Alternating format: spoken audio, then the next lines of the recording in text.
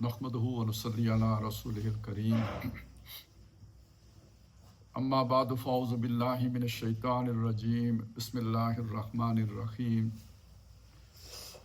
व मिनन नास मन युजिबुका क़ौलुहु फ़िल हयातिद दुनिया व युशहिदुल्लाह अला मा फ़ी क़ल्बिही व हुवा अलद्दुल ख़िसाम।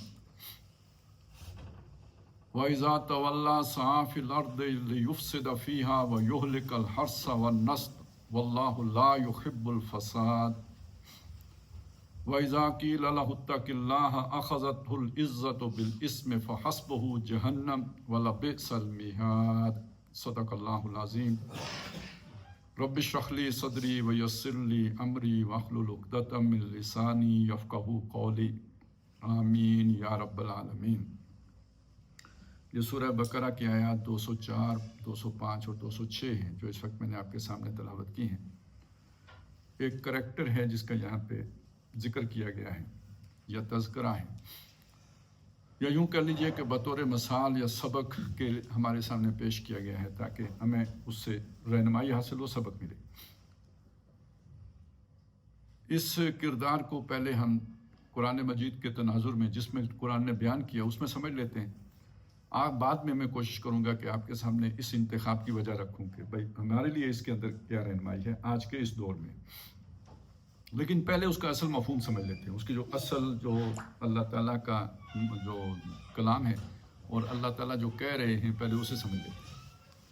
ये जैसे मैंने आपको बताया ये सूरह बकरा की आयत हैं, 25वां रुकू है। आयत 204, 5 और 6 हैं, रुकू 25वां और 25वें रुकू के आगाज़ में हज का जिक्र है। अल हज्जु अशहुरुम मालूमात, और फिर हज के अहकामात हैं कि वो अरफात से कब निकलना है, मीना में कब क़याम करना है। इसी बीच एक बात और आई है कि वो अल्लाह का जिक्र करो मीना में, जैसे तुम पहले आबा व अजदाद का जिक्र किया करते थे, औ अशद्द जिक्र, उससे भी ज़्यादा जिक्र करो। और फिर फरमाया व मिनन नास मन यक़ूलु, लोगों में वो भी है जो दुआ करता है, रब्बना आतिना फिद दुनिया, ऐ हमारे रब हमें दुनिया में अता कर। ये जो दुनिया मांगता है इसके लिए आखिरत में कोई हिस्सा नहीं है। और साथ वो मशहूर दुआ आ गई अगली, व मिनन नास मन यक़ूलु रब्बना आतिना फिद दुनिया हसनतम व फिल आखिरति हसनतम व क़िना अज़ाबन नार। तो ये एक कंट्रास्ट है जो वहाँ पे किया गया कि नुक्ता नज़र का फ़र्क है कि आया हज करने के लिए, मांग दुनिया रहा है। उलाइका ला खलाक़ लहुम फिल आखिरा, इनके लिए आखिरत में कोई हिस्सा नहीं है। और उसी हज के मौके पे एक दूसरा बंदा भी वही सारे अमाल कर रहा है जो उसने किए हैं, लेकिन उसका नुक्ता नज़र मुख्तलिफ हो, कहता है दुनिया में भी हसना दे, आखिरत में भी हसना दे। और हसना का मतलब खुशहाली नहीं है, ये तमाम उलमा इस पर मुत्तफिक हैं। अल्लाह ताला ने जो बसीरत दी है, समझ दी है, दुनिया में नेक अमाल की तौफीक दी है, ये दुनिया की हसना है। बरकत जो दी है, सादतें जो दी हैं, ये दुनिया की हसना है। और आखिरत की हसना ये है कि अल्लाह की रज़ा हासिल हो जाए और वहाँ पे जो है ना अल्लाह ताला की, ज़ाहिर अल्लाह राज़ी हो गया तो फिर अल्लाह की खुशनुदी के नतीजे में जो इनाम मिले वो भी हसना में दाखिल होंगे। इसी तरह दुनिया में भी अगर दौलत मिल जाए, शोहरत मिल जाए, कुछ मिल जाए तो वो उस हसना में ज़ैल ज़िम्नन दाखिल होगा। असल मकसूद तो हदायत है, हदायत की तौफीक है, नेक अमल की तौफीक है, ये हसना है। तो दो आदमी हैं, दो सोचें हैं जिनका जिक्र कर दिया गया पीछे कि एक सोच ये है कि वो शख्स के जो अल्लाह से दुनिया मांग रहा है, यानी जब उसे अल्लाह का कुर्ब हासिल हुआ हज के नतीजे में, उसके दिल में अल्लाह से मांगने की ख्वाहिश पैदा हुई तो मांगी दुनिया। और एक दूसरा है जो अल्लाह से मांग दोनों अल्लाह ही से रहे हैं, लेकिन वो दुनिया और आखिरत की हसना मांग रहा है, ये एक फ़र्क हो गया। अच्छा, इसको ज़रा और अगर आप गहराई में समझें तो एक और मकाम भी है, ये सूरतुल फजर है, आखिरी पारे की सूरत जिसमें वो वल फज्र व लयालिन अश्र, उसमें आगे जाके आता है कि फ़अम्मा इज़ा मब्तलाहु फ़अम्मल इंसानु इज़ा मब्तलाहु, जब हम इंसान को आजमाते हैं, फ़अकरमहु व नअमहु, उसकी इज़्ज़त बढ़ा देते हैं, उसको बहुत नेमतें देते हैं, फ़यक़ूलु रब्बी अकरमन, वो कहता है मेरे रब ने बड़ी इज़्ज़त की। ये नहीं कहता कि ये मैं सेल्फ मेड आदमी हूँ, मंसूब अल्लाह ही की तरफ करता है कि अल्लाह ने मुझे ये इज़्ज़त दी है, जहाँ तक ठीक हो गया। वअम्मा इज़ा मब्तलाहु फ़क़दर अलैहि रिज़्क़हु, जब हम उसे दूसरी तरह आजमाते हैं और उसे रिज़्क नाप तोल कर देना, तकदीर मतलब हिसाब किताब का देना शुरू कर देते हैं, फ़यक़ूलु रब्बी अहानन, वो कहता है मेरे रब ने मेरी बेइज्जती की। اب دیکھیے یہ تو بہت گمراہی ہو جائے گی نا کہ کسی کی نظر لگ گئی، جادو ہو گیا، وہ تو بہت دور کی بات ہو گئی. وہ یہ نہیں کہہ رہا، وہ یہی کہہ رہا ابھی توحید پر ہے، میرے رب نے میری بےزتی کر دی. قرآن کہتا ہے کلا، یہ ٹھیک آدمی نہیں ہے. اب ہمارے اعتبار سے دیکھیں تو بہت ٹھیک آدمی ہے، اس نے نیکی برائی دونوں کو اللہ کی طرف منسوب کیا اور اللہ ہی کی طرف منسوب کرنا چاہیے، یہی ٹھیک بات ہے. لیکن غلطی کیا ہے؟ وہی دنیا مانگ رہا ہے، آخرت یا دنیا کو معیار بنا رہا ہے، آخرت اس کی نگاہوں سے اوجھل ہے. تو حقیقت کے اعتبار سے وہ ایک جو ہے نا معیار اس کا صحیح نہیں ہے، وہ ایک کمتر سطح پر ہے. ہاں ٹھیک ہے، گراؤنڈ لیول پہ نہیں ہے، وہاں سے اوپر اٹھ کے توحید تک تو پہنچ گیا ہے. لیکن یہ جو دنیا اور آخرت کا کمپیریزن ہے نا، اس میں وہ فیل ہو گیا ہے. وہ دنیا کی عزت کو عزت سمجھا، دنیا کے مال کو جو ہے نا حسنہ سمجھا، آخرت کو بھولا رہا. یہ ایک ناکام آدمی ہے. قرآن کی نظر میں یہ شخص جو ہے نا وہ فیلڈ ہے، ناکام ہو گیا. اب اس تناظر میں آپ اگر اسے دیکھیں گے کہ وہ شخص کہ جو دنیا مانگ رہا ہے، مانگ اللہ ہی سے رہا ہے. وہ شخص جو دنیا اور آخرت کی حسنہ مانگ رہا ہے، مانگ دونوں اللہ ہی سے رہے ہیں. لیکن یہ جو دوسرا کردار ہے، یہ ہے جسے آخرت میں حصہ ملے گا. اور وہ جو پہلا کردار ہے، اسے ہو سکتا ہے دنیا مل جائے، برکت ہو جائے، کاروبار ترقی کر جائے، آخرت میں لا خلاق لہم، ان کے لیے آخرت میں کوئی حصہ نہیں ہوگا. اس دو مختلف نقطۂ نظر کے لوگوں کو ذہن میں رکھ کر ہم ان آیات جو میں نے آج تلاوت کی وہ پڑھیں گے. اس لیے کہ تفسیریں پڑھیں گے تو کسی شخص کا نام آ جائے گا، وہ شان نزول آ جائے گا. شان نزول آ جائے گا تو آپ اس کے ساتھ جڑ جائیں گے، بن جائیں گے. وہ ایک منافق کا ذکر ہوگا یا منافقین کا ذکر ہوگا. اور پھر ہم وہ تو سمجھ، وہ بالکل وہ مراد ہے اس سے، میں یہ نہیں کہتا کہ وہ مراد نہیں ہے. لیکن جس سیاق و سباق میں بات ہو رہی ہے اس میں رکھ کر دیکھیں گے تو اس کے اندر ایک وسعت پیدا ہو جائے گی. وہ بھی شامل ہو جائے گا، لیکن اس کے اندر زیادہ جو ہے نا وسیع مفہوم آ جائے گا. اس لیے میں نے یہ تمہید آپ کے سامنے رکھ دی. اب آئیں جو اس کا جو عام طور پہ ہمیں تفسیروں میں ملے گا، میں پہلے آپ کو وہ سنا دیتا ہوں کہ وہ پہلے یہ دیکھیے کہ اس میں لفظ آیا ہے یوجبو کا. حضور صلی اللہ علیہ وسلم کو خطاب کیا گیا کہ لوگوں میں وہ بھی ہیں کہ جس کی بات آپ کو تعجب میں ڈالتی ہے، عجیب لگتی ہے. اچھا یہ عجیب ہمارے ہاں ایک جسمانی میں استعمال ہوتا ہے، کوئی محیر العقل چیز ہو، کوئی حیرت انگیز شے ہو تو ہم کہتے ہیں بڑی عجیب بات ہوئی ہے. عربی میں اس معنی میں بھی استعمال ہوتا ہے، جس معنی میں ہم نے کیا اس معنی اردو میں ہوتا ہے، اس میں بھی ہوتا ہے. لیکن اس میں ایک اضافی معنی بھی ہوتا ہے اور زیادہ تر اس معنی میں ہو رہا ہوتا ہے کہ وہ شے کہ جو دل کو بھاتی ہو، اٹریکٹیو ون، مزین ڈیکوریٹڈ اٹریکشن والی چیز، اس کو بھی عجیب کہتے ہیں. بہت ہی عجیب منظر تھا، یعنی بہت ہی اٹریکٹیو اور بہت ہی دلکش نظارہ تھا جو میرے سامنے آیا. تو اس معنی میں بھی آتی ہے. اب آپ دیکھیں کہ بات کا عجیب لگنا، تو عام طور پر بات کون سی عجیب لگے گی؟ جو دل کو پسند آئے گی. دل کو کون سی بات پسند آتی ہے؟ انسان کو سب سے زیادہ اپنی تعریف پسند آتی ہے، یا جو میرا نقطہ نظر ہوگا، میری سوچ ہوگی، میرا خیال ہوگا، اس کے مطابق جو بات آدمی کر رہا ہوگا وہ اچھی لگے گی. اب آپ دیکھیں وہ لوگ کہ جو شخصی اعتبار سے کمزور ہوتے ہیں، جن کے کردار کے اندر اتنی جان نہیں ہوتی کہ وہ کسی کو اٹریکٹ کر سکیں، تو وہ من باتوں سے موہ لیتے ہیں. یہ صلاحیت ان میں وافر ہوتی ہے. وہ بچپن ہی سے نکھٹو ہوتے ہیں، لہذا ان کی یہی اسکل ڈیولپ ہو جاتی ہے کہ بندے کو راضی کیسے کرنا ہے، دائیں بائیں آگے پیچھے ہر ایک کو خوش رکھنا، یہ ان کا فن ہوتا ہے. اور وہ خوش رکھنے کا یہ فن ان کا کوئی شعوری بھی نہیں ہوتا. جیسے کسی کے مسلز بن جاتے ہیں تو اب وہ ظاہر ہے وہ اس کے لیے کوئی شعور کی ضرورت تو نہیں ہے، وہ خود بخود کام کریں گے. جیسے گرتا بندہ ہاتھ خامخواہ آگے کر لیتا ہے، آنکھ کی طرف آتی شے کو آنکھ دیکھ کر خود بخود بند ہو جاتی ہے. اسی طرح یہ چاپلوسی ان کی زندگی کی سیکنڈ نیچر بن جاتی ہے، خوش آمد ان کی زندگی کی سیکنڈ نیچر بن جاتی ہے. دنیا میں یہ بڑے کامیاب لوگ ہوتے ہیں. یہ اسکل ڈیولپ کرنا مشکل کام ہے، جس کی ڈیولپ ہو جائے تو پھر وہ شوں اوپر جائے گا. اب تو اس کے راستے میں کوئی رکاوٹ ہی نہیں، ساری اس کی ACR بہترین لکھی جائے گی. وہ تو فن جانتا ہے نا شیشے میں اتارنے کا. اب آپ دیکھا یہ اس کو اگر جنرلائز کریں تو نبی صلی اللہ علیہ وسلم کو کس آدمی کی بات اچھی لگے گی؟ یہ تو میں نے آپ کے سامنے جنرلائز کر کے رکھا نا، تو آپ کو وہ تصور سامنے آئے. تو حضور کو کس کی بات اچھی لگے؟ اور حضور کو اپنی ذاتی تعریف پسند بھی نہیں آئے گی. ویسے ان کی تعریف کا حق ادا بھی کون کر سکتا ہے؟ جس کی تعریف اللہ کر رہا ہو اسی کسی اور کی تعریف کی کیا ضرورت ہے؟ تو ادھر سے تو وہ بالکل جو ہے نا جسے ہم کہیں کہ وہ جیسے کوئی آدمی جس کا پیٹ بھرا ہو تو اسے کھانا اچھا ہی نہیں لگتا، تو وہ تو اس کیفیت میں ہے، وہ تو ضرورت ہی نہیں. ویسے بھی انہوں نے اپنے ساتھیوں کی بھی تربیت ایسی کر دی تھی کہ اگر منہ پہ کوئی تعریف کرے تو منہ پہ مٹی ڈالتے تھے. آج بڑی بد تہذیبی کی بات لگے گی، لیکن یہ کتنی خطرناک ہے اس شخص کے لیے جس کی تعریف ہو رہی ہو.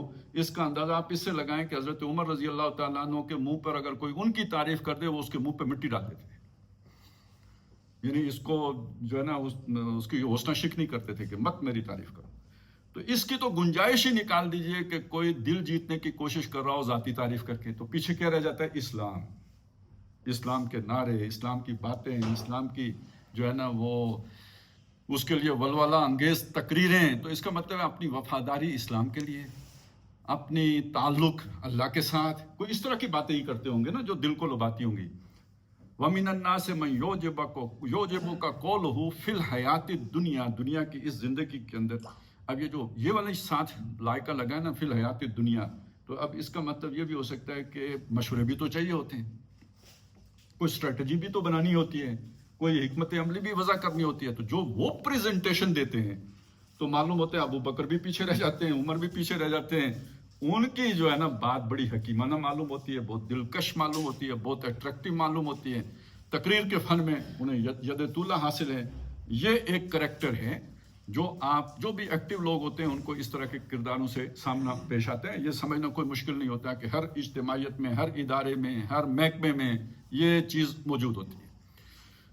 وَيُشْهِدُ اللَّهَ عَلَى مَا فِي قَلْبِهِ، ایک اور بات آئی کہ وہ گواہ بناتے ہیں اپنے دل پر اللہ کو. اس کا کیا مطلب ہے؟ یعنی جسے ہم کہتے ہیں اللہ کی قسم کھانا نا، کہ جو میں کہہ رہا ہوں میں اس پر اللہ کو گواہ بناتا ہوں، میں دل و جان سے کہہ رہا ہوں. یہ مطلب ہوا.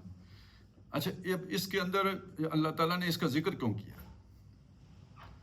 یہ ہر آدمی کے سمجھنے کی بات نہیں ہے. یہ ایک باعمل انسان کو سمجھ میں آنے والی بات ہوتی ہے کہ ایک باعمل آدمی کو قسم کھانے کی ضرورت نہیں ہوتی، اس کا کردار گواہ ہوتا ہے.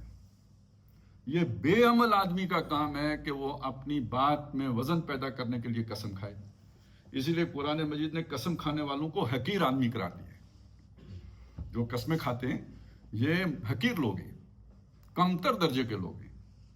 تو ایک معقول آدمی کو، باعمل انسان کو، پریکٹسنگ پرسن کو، اسے کیا ضرورت ہے قسم کھانے کی؟ اس کا عمل خود گواہ ہے. قسم گواہی کے لیے ہوتی ہے نا، میں جو کہہ رہا ہوں میرے پورا ماضی گواہ ہے اس کا، تو مجھے کوئی قسم کھانے کی ضرورت نہیں ہے. اور مخلص آدمی کو کل کی قسم دینے کی ضرورت بھی نہیں ہوتی، وہ اپنے اخلاص سے ثابت کر لیتا ہے اپنی وفاداری. اسے قسم کھانے کی کیا ضرورت ہے؟ تو گویا کسی کے جھوٹا ہونے کی ایک علامت یہ بھی ہے کہ وہ اپنی بات میں وزن پیدا کرنے کے لیے قسم کھاتے ہیں. یہ یوں سمجھیے ایک راز ہے جو ہمیں قرآن مجید سکھا رہا ہے کہ لوگوں کو پرکھنے کا ایک طریقہ یہ بھی ہے. تو وَلَا تُطِعْ كُلَّ حَلَّافٍ مَّهِینٍ، مت اطاعت کیجیے اس کی جو قسمیں کھانے والا گھٹیا انسان ہے. تو جو میں نے کہا تھا نا کہ بھئی وہ قرآن نے تو قسمیں کھانے والے کو گھٹیا آدمی قرار دیا ہے، تو وہ اس کی میں نے آپ کے سامنے آیت بھی پڑھ دی ہے. سورہ قلم کی آیت ہے، 29ویں پارے کی دوسری آیت، اس میں یہ آپ کو مل جائے گا، جا کے اس کی تشریح دیکھ لیں. تو یعنی وہ قسم کھا کھا کے اپنی بات منواتا ہے اور ثابت کرتا ہے اور اس کی گواہی دیتا ہے. وَهُوَ أَلَدُّ الْخِصَامِ، حالانکہ وہ سخت جھگڑالو ہے. یہ جو خصم کا لفظ ہے نا، وَهُوَ خَصِیمٌ مُبِینٌ، یہ سورہ یاسین میں آتا ہے، سخت جھگڑا کرنے والا بننا. تو ایک جھگڑا ہوتا ہے جو ہم لڑائی لڑتے ہیں، ایک جھگڑا ہوتا ہے جو باتوں کا جھگڑا ہوتا ہے. یعنی آپ ایک کوئی مناظرہ ہو گیا، کوئی بحث مباحثہ ہی نہیں، بحث و تکرار، یعنی وہ جس میں وہ ایک ذرا تھوڑی سخت الفاظ بھی استعمال ہو جائیں، ہارڈ لینگویج استعمال ہو جائیں، یہ بحث و تکرار، یہ ہے خصم. تو یہ یعنی ایک دوسرے کے ساتھ نزاع کرنا، جھگڑا کرنا. تو لد الخصام کیا ہوا؟ یہ قوم لدہ، یہ تو آپ نے سنا ہوگا نا، یہ مکے والے جو ہیں یہ بڑے جو ہے نا سخت مزاج لوگ ہیں، توند خو لوگ ہیں. تو پہلی بات کیا ہے تو جھگڑا کرنے والا بھی ہو، اوپر سے اکھڑ مزاج بھی ہو. تو یہ ہے، اور یہ سپرلیٹو ڈگری لگی ہوئی ہے، الد الخصام، جھگڑا کرنے والوں میں سب سے شدید ترین آدمی ہے. یہ شدت پسند کر لیں ترجمہ چلے، آسان ہو جائے گا کہ بھئی آج کل کی محاورے میں یہ والا ریجڈ بندہ ہے، اس سے اپنے موقف سے کو چھوڑنے والا نہیں. ایک تو ہوتا ہے نا موقف آپ چھوڑتے اس لیے نہیں کہ آپ حق پر ہیں، ایک یہ ہے کہ ضد پر ہیں، یہ دو چیزیں الگ ہیں. حق والا موقف کبھی چھوڑا نہیں جاتا. بظاہر دونوں باتیں ایک جیسے لگیں، یہ بھی ریجڈ ہے، یہ بھی ریجڈ ہے، لیکن یہ اپنی انانیت اور ضد کی وجہ سے ریجڈ ہے، اور یہ حق پرستی کی وجہ سے ریجڈ ہے.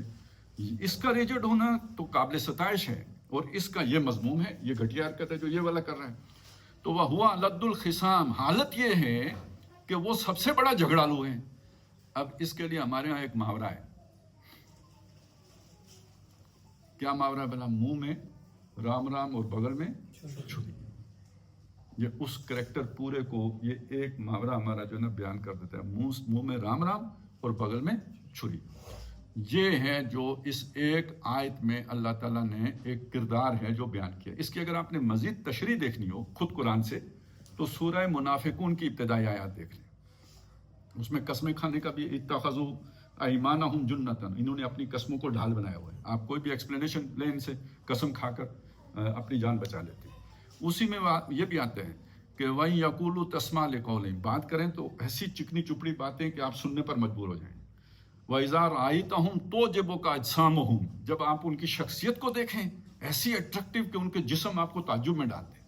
وَإِن يَقُولُوا تَسْمَعْ لِقَوْلِهِمْ، لیکن حقیقت کیا ہے؟ كَأَنَّهُمْ خُشُبٌ مُّسَنَّدَةٌ، یہ بودے ہیں، کمزور لوگ ہیں. جیسے سوکھی لکڑی دیوار کے سہارے کھڑی ہوتی ہے نا، یہ اپنے بل پر کھڑے نہیں ہیں، یہ کسی کی سپورٹ پر کھڑے ہیں. کوئی پیچھے سے تھپکی دینے والا ہے جس کی سپورٹ پر یہ کھڑے ہیں، یہ اپنے بل پر کھڑے نہیں ہو سکتے.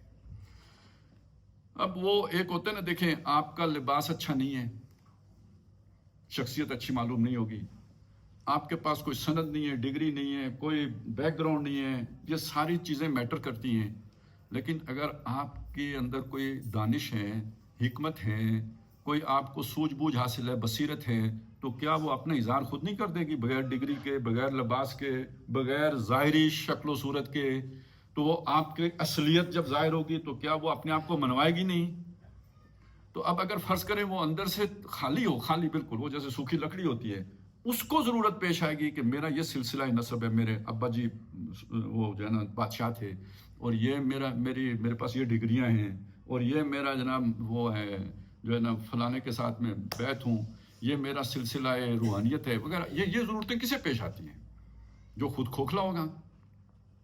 یا وہ قسم کھانے کی ضرورت پیش آئے گی، یا یہ والی ضرورتیں پیش آئیں گی. تو جس کا اپنا من بھرا ہوا ہو اسے کوئی اپنے یہ والے سارے دلائل ہوں بھی تو دینے کی ضرورت نہیں ہے. میرا سلسلہ نسب کیا ہے، حسب کیا ہے، فلانا کیا ہے، یا میری جو ہے نا ایجوکیشن، اس کی کوئی ضرورت نہیں ہے بتانے کی. وہ جب آپ بولیں گے تو پتہ لگ جائے گا کہ آپ کتنے پانی میں ہیں. تو یہ جو ہے کنٹراسٹ جو قرآن مجید پیش کر رہا ہے وہ ذہن میں رکھیں کہ یہ شخصیت ہے، اور یہ شخصیت ہے بودی اور کمزور، اور یہ کھڑے نہیں رہ سکتے، یہ کسی سہارے ہی پر کھڑے ہوتے ہیں. کانہم خشب مسندہ، اور ڈرپوک کتنے کہ ہر جو آواز لگتی ہے نا، کبھی بھی کوئی ذرا سا مسئلہ کھڑا ہوتا ہے تو یہ یکسبون علیہم، اپنے اوپر ہی گمان کرتے ہیں کہ مصیبت آ گئی. کھڑے ہونے کا ان میں وہ سہارا نہیں ہے.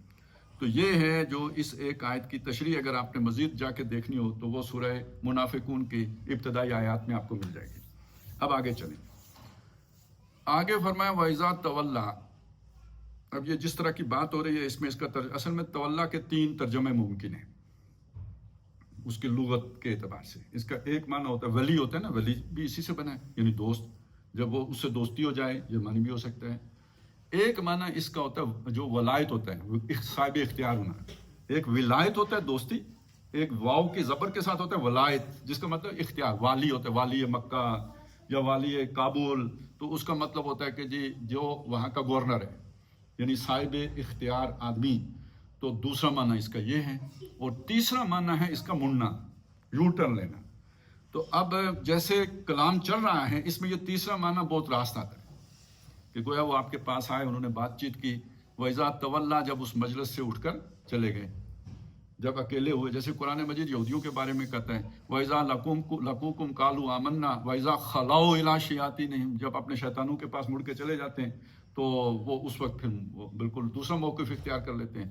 تو گویا یہ ایک مجلس میں اور موقف، دوسری مجلس میں اور موقف، یہ اس کا معنی یعنی قرین قیاس سیاق و سباق میں یہ بنتا ہے. لیکن ایک دوسرا معنی بھی آپ لے سکتے ہیں ایسے لوگوں کو جو جب تک ان کے پاس اختیار نہیں ہوتا تو اس طرح کی میٹھی میٹھی باتیں کر رہے ہوتے ہیں. اگر انہیں اختیار مل جائے تو ان کا باطن ظاہر ہو جاتا ہے، اندر کا سارا گند باہر آ جاتا ہے. جب ان کے پاس طاقت آتی ہے نا تو سب باہر آ جاتا ہے. شیخ سعدی نے اپنے انداز میں اس مضمون کو یوں بیان کیا ہے کہ نفس ماہم کم ترس فرعون نیست لیک اور ایرون نیست، میرا نفس بھی فرعون کے نفس سے کم نہیں ہے، بس فرق یہ ہے کہ اس کے پاس لاؤ لشکر تھا، میرے پاس لاؤ لشکر نہیں ہے.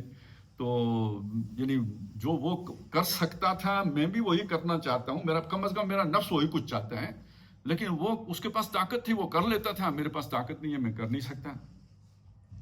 لیکن اگر طاقت آ جائے فرض کریں ایسے آدمی کے پاس، تو پھر اس نے وہی کچھ کرنا ہے جو اس کا اصل ہے. یعنی وہ یہ ساری میٹھی باتیں اس کی تب تک ہوتی ہیں جب تک اس کے ہاتھ میں اختیار نہیں ہوتا، جب اس کے پاس اختیار ہو جائے تو پھر اس کا معاملہ بگڑ جاتا ہے. اچھا، ایک ذرا لطیف سا معنی یہ بھی بنتا ہے کہ ایسا آدمی جتنا آپ سے دور رہے گا اتنا آپ اس کے شر سے محفوظ رہیں گے. یہ اپنی ذات میں بچھو ہے، اس کو فاصلے پر رکھنا یہی بہترین حکمت عملی ہے. اس کو قریب آنے کا موقع دینا ڈنک مارنے کا موقع دینا ہے. تو تولا کہ میں سمجھتا ہوں یہ بھی آپ ذہن میں رکھیں. یعنی انہیں وہ زیادہ سے زیادہ اپنے سے دور رکھنے کی پالیسی، فاصلے پہ رکھنے کی، ایسے لوگوں کو فاصلے پہ رکھنے کی پالیسی ہونی چاہیے. یہ میں نے اس لیے تینوں جو ہے نا مفہوم آپ کے سامنے رکھتے ہیں، لیکن سیاق و سباق میں جو مفہوم بنتا ہے وہ وہی ہے. یعنی یہ کہ جب وہ اٹھ کے جاتے ہیں، اذا تولا، جب وہ اٹھ کے جاتا ہے، سعی فی الارض، زمین میں وہ بھاگ دوڑ کرتا ہے، محنت کوشش کرتا ہے، پلاننگ سے لے کے عمل تک سب اس میں شامل کر لیں. لیفسد فیہا، کہ اس میں فساد مچائے، ویہلک الحرث والنسل، اور برباد کرے کھیتی بھی اور نسل بھی. تین باتیں آئی ہیں، منہ سے میٹھا اور واپس جا کے جو کرنے والے کام ہیں الٹے، وہ تین ہیں. ایک فساد مچانا، دوسرا جو ہے نا وہ کھیتی برباد کرنا، اور تیسرا نسل برباد کرنا. اب یہاں تعین کیجئے فساد کا مطلب کیا ہے. ویسے فساد کے کیا کیا مطالب ہیں قرآن مجید میں. ایک اللہ کا نظام ہے، اس کے مقابلے میں جتنے بھی نظام ہیں وہ فساد ہے. یہ اس میں پہلا مطلب تو یہ بنے گا، اللہ کے دین کے مقابلے میں جو بھی نظام ہوگا وہ فساد کہلائے گا، فتنہ کہلائے گا اور فساد کہلائے گا. بگاڑ ہوگا اس کے اندر، کوئی نہ کوئی، وہ آپ کو ملے نہ ملے لیکن بگاڑ اس میں لازمی ہوگا. دوسرا فساد یہ ہے کہ جیسا تیسا بھی کوئی آرڈر ہے، خواہ کفر کا آرڈر ہے، آرڈر بمانا جو بھی انتظام یا انصرام جو حکومتیں کرتی ہیں، ظاہر ہے کوئی تھانہ ہے، کچہری ہے، پولیس ہے، قانون ضابطہ، جو کچھ بھی، جیسا تیسا بھی کوئی آرڈر ہے، اس کو ڈسٹرب کر دینا، اس کو اکھاڑ دینا، اور اس کے نتیجے میں ایک جسے ہم کہتے ہیں وہ انارکی پیدا کر دینا، یہ بھی فساد ہے. یعنی اگر آپ اس پہلے اس معنی کے اعتبار سے دیکھیں تو اس وقت ساری دنیا میں فساد ہی فساد ہے. ظہر الفساد فی البر والبحر بما کسبت ایدی الناس. کہیں بھی اللہ کا نظام غالب نہیں ہے لیکن ساری دنیا میں فساد ہے. لیکن جس نوعیت کا فساد لیبیا میں ہے یا عراق میں رہا یا شام میں رہا، وہ جو فساد ہے وہ تو اس سے بھی بڑا فساد ہے نا، جس میں اب انسانی زندگی کا تحفظ ہی نہیں. اب جو آپ سوڈان کی خبریں سن رہے ہیں، اس فساد کے شدت کا آپ کو اندازہ ہوگا. پتہ نہیں آپ میں سے ابھی تازہ وہاں چیزیں آنی شروع ہوئی ہیں. وہ کوئی 1.5 لاکھ کے قریب وہاں پہ لوگ مارے جا چکے ہیں. اب خبر نہ ملے تو کسی کو کیا پتا. اور یہ جو ہے نا 2 لاکھ کے قریب. دیکھیں آپ یہ چیزیں اب میڈیا کے کتنے کنٹرول میں ہم چلے گئے ہیں کہ فلسطین میں دیکھیں بہت ظلم ہوا، سارے ملا کے کتنے بنے جی؟ 60-70 ہزار بنے. وہ اتنی ہائپ پہ چلا گیا. جہاں 2 لاکھ ہو گئے اس کا کل پرسوں سے ابھی خبروں میں آنا شروع ہوا ہے.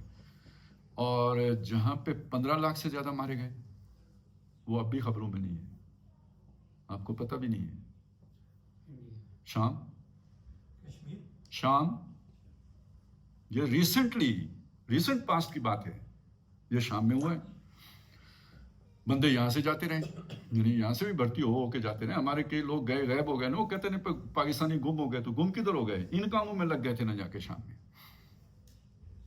اس میں ایران کا بھی کردار تھا. وہ اس وقت مقابلہ تھا نا ایران کا اور اسرائیل کا، تو یہ شام پر قبضہ کرنا چاہتے تھے، اور وہ جو ہے نا اپنے جو فلسطین، اور وہ انہوں نے ادھر کیا، انہوں نے ادھر کیا تھا.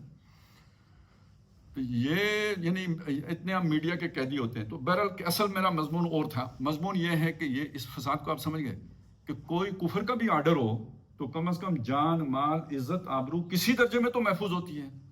اور جب کوئی آرڈر نہ ہو، وار لارڈز ہوں اور اس طرح کی جو ہے نا ملیشیاز وجود میں آ جائیں، تو پھر اس کے نتیجے میں یعنی جس کی لاٹھی اس کی بھینس ہوتی ہے، اور پستہ کمزور ہے. اور پھر یہ نہیں دیکھا جاتا کہ کون کس کے ساتھ جڑا ہوا ہے. پھر مظالم کی تو وہ داستان رقم ہوتی ہیں ریاستی سطح پر. بہرحال ریاستی کی مشینری کسی نہ کسی قانون اور ضابطے کی پابند ہوتی ہے. کچھ بھی کریں بھی تو چھپا کے کرنا پڑتا ہے انہیں. وہ کھلے عام کھلے بندو وہ نہیں کر سکتے. ان کے اوپر چیک ہوتا ہے, اداروں ہی کا چیک ہوتا ہے, کیونکہ سسٹم ہے. ٹھیک ہے کفر کا سسٹم ہے لیکن سسٹم ہے. جب وہ سسٹم ہی بکھر جائے تو اس کے بعد فساد اس نوعیت کا. سارے فساد ایک جیسے تو نہیں ہوتے, جیسے بیماری ساریاں ایک جیسی نہیں ہوتی, اسی طرح فساد بھی سارے ایک جیسے نہیں ہوتے. تو یہ والا فساد لیفسد فی الارض, اس میں وہ معنی بھی آئے گا اللہ کے دین کا جو نبی صلی اللہ علیہ وسلم کی محنت ہے اس میں رکھنا ڈالنے کی کوشش کرنا, وہ بھی فساد ہوا. اور جو وہاں مدینے کا آرڈر ہے اس کو ڈسٹرب کرنے کی کوشش کرنا, وہ بھی فساد, یعنی وہ کرنے کی کوشش کر رہا ہے. اب اس سے اگلی جو بات ہے کھیتی پر بات کرنا, یعنی یہ کہ کسی نے فصل بوئی ہوئی ہے تو اس کو خراب کر دینا, آگ لگا دینا. یہ لوگ کام کرتے تھے نا, ہمارے دیہات میں بھی ہوتا تھا, کسی کی کٹی ہوئی فصل ہے اس کو آگ لگا دینا. تو یہ اس طرح کی حرکتیں بھی ہوتی تھیں. یہ چھوٹی بات ہے, لیکن بڑی بات کیا ہے آج کے اعتبار سے ٹیکنالوجی کی مدد سے فصلوں ہی کو زہر آلود کر دینا, ایسی جڑی بوٹیاں اگا دینا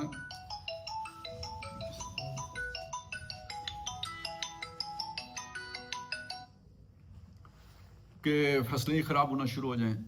ایسی سنڈیاں پیدا کر دینا کہ جس کے نتیجے میں علاقوں میں جو ہے نا وہ سنڈیاں پھیل جائیں اور پوری فصلیں ضائع ہو جائیں. یہ دنیا میں ہو رہا ہے نا. تو یہ بھی فساد کی ایک نوعیت ہے, ذہن میں رکھیں. یہ کھیتی برباد کرنا, نسل برباد کرنے کی بہت سی صورتیں ہو سکتی ہیں. اب تو خیر بہت آسانی بھی ہو گئی ہے. وہ آگے کیا ہوگا میں کچھ نہیں کہہ سکتا کہ یہ جو ڈی این اے انجینئرنگ ہے یہ کہاں تک لے کے جائے گی. لیکن ایک بڑی جو قرآن جسے نسل برباد کرنا کہتا ہے وہ کیا ہے, شیطانی نسل پیدا کرنا, یعنی نکاح کے بغیر اولاد پیدا کرنا.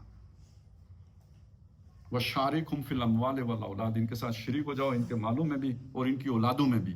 اور اولادوں میں شرکت کرنے کا طریقہ ایک ہی ہے کہ بغیر نکاح کے جو ہے نا وہ اولاد پیدا ہونی شروع ہو جائے. نسل انسانی تو بڑھے گی لیکن وہ شیطانی, وہ فساد آلود ہے, مطلب اس کا بیج ہی فساد پر مبنی ہو جائے گا. تو یہ گویا وہ جو ہے نا وہ یہلک الحرث والنسل, یہ فساد کی ایک صورت ہی ہے جس کو, یعنی فساد ہی کی ایک صورت ہے جس کو یہ بیان کیا گیا. اور واللہ لا یحب الفساد, اللہ تعالیٰ کسی نوعیت کے فساد کو بھی پسند نہیں کرتا. اور یہاں پہ ایک بات رک جائیں آگے بڑھنے سے پہلے. یہ جو نظام ہے میں نے بتایا فساد آلود ہے کہ کفریہ ہیں یا یہ کہ غیر اسلامی ہے, چلیں کم ترین الفاظ استعمال کریں, غیر اسلامی. اس کو بدلنا ظاہر ہے اس کو گرائے بغیر تو یہ نہیں بدلتا, لیکن اس کو گرانے کے لیے طاقت ہو ہی نہ اور اٹھ کھڑے ہونا, یہ فساد کا موجب ہے, یہ اس سے بڑا فساد ہے. یا گرانے کی طاقت ہو, نئے کو تعمیر کرنے یعنی اسلامی نظام کو نافذ کرنے کی طاقت نہ ہو, پھر بھی فساد ہے. آپ نے کوئی حکومت گرا دی جیسی تیسی بھی تھی, دوسری قائم نہیں کر سکے, اتنا پوٹینشیل ہی نہیں تھا, طاقت ہی نہیں تھی, ورتھ ہی نہیں تھی, تو بھی اپنے فساد پیدا کر دیا. لیبیا میں یہی ہوا نا بھئی, یہ قذافی جو ہے یہ کافر ہے, اس کافر سے جان چھوڑانی ہے, اور اس کے بعد کیا کرنا ہے جی کہ ہم نے اپنا لا نہیں سکے, تو پھر یہ سارا کچھ ہو گیا جو کچھ لیبیا میں ہوا. اسی لیے یہ فقہاء نے شرطیں قائم کی رکھی ہوئی ہیں کہ آپ جو ہے نا وہ بغاوت کر سکتے ہو, لیکن کب کر سکتے ہو, جب بظاہر احوال یہ لگے کہ آپ اس نظام کو گرا سکتے ہو, یعنی اس حکومت کو ختم کر سکتے ہو, اور اس کے ساتھ دوسری شرط یہ ہے کہ نئی آرڈر نافذ کر سکتے ہو, نئی حکومت بنانے کے وسائل بھی آپ کے پاس ہوں, تب آپ کو اسلام حق دیتا ہے کہ آپ جو ہے نا نکلو. نہیں تو ایک انسان کا قتل ہونا پوری نوع انسانی کو قتل کرنے کے مترادف ہے. اور یہ اگر جس آدمی کے پاس اختیار ہے اس نے اگر اپنا بندہ بھی مروایا ہے تو اس کا بھی جواب اللہ کے ہاں اسے جا کے دینا پڑے گا. صرف یہ نہیں ہے کہ آپ نے کسی کو مارا ہے. اگر آپ 4 لوگوں کو لے کے سڑک پہ آ گئے ہیں, وہ بے شک پولیس والوں کے ہاتھ مرے ہوں, جس نے فیصلہ کیا ہے پوچھا اس سے بھی جائے گا کہ ان کی زندگیاں تم نے خطرے میں کیوں ڈالی تھی. انسانی جان ایسی کوئی چونٹیوں کی جان تو نہیں ہے کہ جہاں چاہیں آپ صرف کروا دیں کہ میرا مقصد بہت اعلیٰ ہے. تو یہ فساد کی بدترین قسم یہ ہے کہ انسان قتل ہو, خواہ آپ کا اپنا ساتھی ہو. تو یہ دونوں طرف اس بات کو دیکھیں. یہ اصل بات تو یہ ہے, نہ اپنے لوگ اپنے مروانے ہیں نہ دوسروں کے مارنے ہیں, مگر یہ کہ آپ پوری پلاننگ منصوبے کے ساتھ اگر وہ ہو, مقصد حاصل کر سکتے ہوں تو پھر تو ہے, اس کے بغیر اس کی اجازت نہیں ہے. تو واللہ لا یحب الفساد، اللہ فساد کو پسند نہیں کرتا۔ اگلی بات اس کی خرابی کی، وَإِذَا قِيلَ لَهُ، جب اس سے کہا گیا اتق اللہ، اللہ سے ڈر، اخذتہ العزت بالاسم، اس کی یہ جملہ بہت پیارا ہے، یہاں فاعل عزت کو بنایا گیا ہے، اخذتہ العزت، اس کو پکڑ لیا، یعنی اس شخص کو پکڑ لیا، اس کی عزت نے کس پر پکڑ لیا؟ بالاسم، گناہ پر پکڑ لیا، اس کی عزت نے اسے گناہ پر باندھ دیا۔ اب آپ ذرا اسے کھولیں، کیا مطلب بنا؟ یعنی اس کی جو انانیت ہے، اس کی جو میں ہے، جو وہ ہرٹ ہوگا اگر کسی کی بات مانے، اس کی عزت بن گئی نا رکاوٹ، سچی بات ماننے کے راستے میں رکاوٹ عزت بن گئی، تو اس کی انانیت نے اسے حق قبول کرنے کے راز میں مزاحم ہو گئی، روک دیا، وہ حق قبول نہیں کر سکا۔ اللہ کا تقویٰ اپنی ضد اور ہٹ درمی کی وجہ سے اس نے اختیار نہیں کیا۔ اخذت العزت بالاسم فحسبہ جہنم، اس کا ٹھکانہ دوزخ ہے، ولبئس المہاد، برا بچھونا ہے جہاں پر وہ پہنچا۔ یہ کریکٹر تھے نبی صلی اللہ علیہ وسلم کے دور میں مدینے میں، مکے میں ایسا کوئی کریکٹر نہیں ہے۔ یہ کریکٹر آ کے مدینے، سورہ بقرہ میں ہے بھی مدنی، تو یہ مدینے میں آ کے پیدا ہوئے، اور زیادہ تر یہ کریکٹر وہ تھے جو یہود کے زیر اثر پیدا ہوئے۔ ایون منافقین بھی جو ہے نا، وہ بھی تقریباً یہود کے زیر اثر ہی تھے۔ اور بعض آیات میں یہ مشکل ہو جاتا ہے سمجھنا کہ بھئی یہ منافقین کا ذکر ہے یا یہودیوں کا ذکر ہے، یہ بہت گڈمڈ ہے، آپس میں ملے جلے ان کے کام ہیں۔ آپ سورہ بقرہ کا دوسرا رکوع ہی دیکھیں، وہ آیتیں ساری کی ساری یہود پر بھی فٹ ہو جائیں گی، اور جنہیں ہم عام طور پر منافقین کہتے ہیں ان پر بھی فٹ ہو جائیں گی۔ قرآن نے نفاق کا لفظ وہاں استعمال ہی نہیں کیا کہ یہ منافق ہے، وہ بالکل عمومی انداز میں ذکر کیا ہے، اور وہ دونوں طرف لگ رہی ہیں کہ وہ جو وہاں پہ 3 قبیلے یہودیوں کی آباد تھے، ان پر بھی چشمہ، ان کے کردار پر بھی چشمہ ہو رہی ہیں، اور جو اوس اور خزرج میں سے ایسے کمزور ہمت لوگ تھے، ان کے کردار کے اوپر بھی چشمہ ہو رہی ہیں۔ اب آپ دیکھیں نا، وَإِذَا خَلَوْا إِلَىٰ شَيَاطِینِهِمْ، جب وہ خلوت میں ہوتے ہیں اپنے شیطانوں کے ساتھ، تو آپ تفسیریں دیکھیں تو وہاں مراد کون بتائے گئے؟ یعنی یہود کے علماء، تو وہ بالکل گڈمڈ مانا، یعنی وہاں نفاق کا یہ پودا پروان جو چڑھا ہے، وہ یہود کے علماء کے زیر سایہ یا زیر تربیت وہ پروان چڑھا ہے۔ یہ ساری بات جو میں نے آپ کے سامنے رکھی نا، ابھی قرآن مجید نے جیسے بیان کی، میں نے کوشش کی کہ ویسے آپ کے سامنے اس آج کے حالات کے، یعنی آج کے فہم کے تناظر، حالات نہیں، آج کے فہم کے تناظر میں آپ کے سامنے عرض کر دوں۔ اب میں چاہتا ہوں کہ اس کو حالات کے تناظر میں بھی دیکھیں۔ ہمارے ہاں آج کل جو ہے نا، وہ ایک دینی ٹرم استعمال ہو رہی ہے ریاست کی ضرورت کے تحت، فتنۃ الخوارج۔ میں چاہتا ہوں کہ ذرا تھوڑی سی اس کی وضاحت کر دوں۔ یہ ویسے قرآن مجید میں یہ جو جنہیں خارجی بات، یہ ظاہر واقعی بات کا ہے، تو قرآن میں ان کا کوئی ذکر آپ کو نہیں ملے گا، لیکن قرآن میں جو کیٹیگریز کی گئی ہیں انسانوں کی، مسلمانوں کے اندر جو بھی مختلف کیٹیگریز ہیں، تو اس میں یہ جو خوارج یا خارجیت کا فتنہ ہے، یہ ذیل میں نفاق کے ہی آئے گا۔ جو جس یعنی کیٹیگری میں یہ فال کرے گا، ظاہر ہے مومن کی کیٹیگری ہے، مسلم کی ہے، تو اس کے بعد جو ہے نا اس کی ہے اپنا، یا کافر کی ہے یا منافق کی ہے، تو یہ جس کیٹیگری میں آئے گا، یہ جو ہے نا وہ منافقین ہی کی کیٹیگری بنتی ہے۔